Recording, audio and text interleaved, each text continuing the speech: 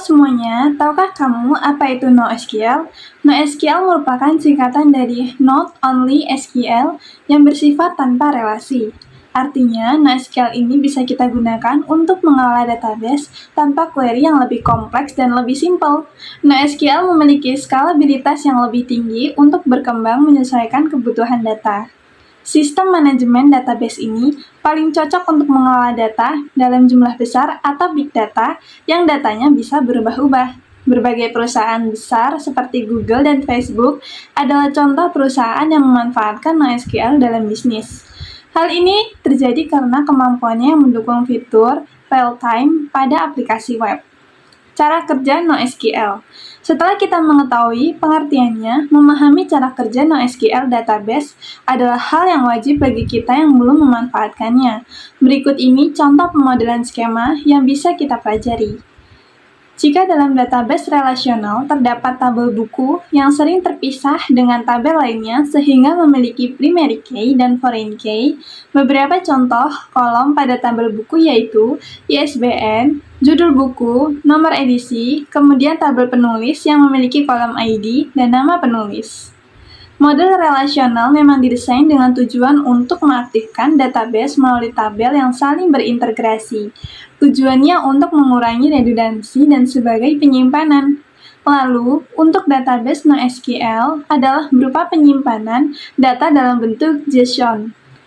Setiap tabel dan kolomnya seperti buku, judul buku, ID penulis, nama penulis, ISBN, nomor edisi disimpan sebagai atribut dalam satu dokumen. Tujuannya adalah untuk mengoptimalkan pembangunan intuitif, dan skalabilitas horizontal. Fleksibilitas tinggi yang mendukung beberapa jenis database NoSQL merupakan jenis manajemen database yang bersifat fleksibel karena dapat mendukung 4 jenis database, menyimpan data unstructured, semi-structured, dan structured. Hal ini memudahkan kita untuk lebih leluasa saat mengelola database sesuai kebutuhan data yang kita miliki. Jika data sudah bervariasi dan akan terus berkembang, maka kita tidak perlu merancang banyak skema tabel seperti manajemen database relasional atau SQL. Yang keempat, lebih ramah untuk developer. Salah satu skill yang wajib bagi seorang developer adalah mampu mengelola database. Pekerjaan tersebut memang tidak mudah, tetapi dengan bantuan NoSQL, maka proses yang perlu kita lakukan lebih praktis. Mengapa demikian? Berikut ini alasan kita perlu menulis format query yang lebih kompleks sesuai data seperti SQL. Data pada NoSQL bisa berbentuk format yang familiar dengan developer yaitu XML dan JSON.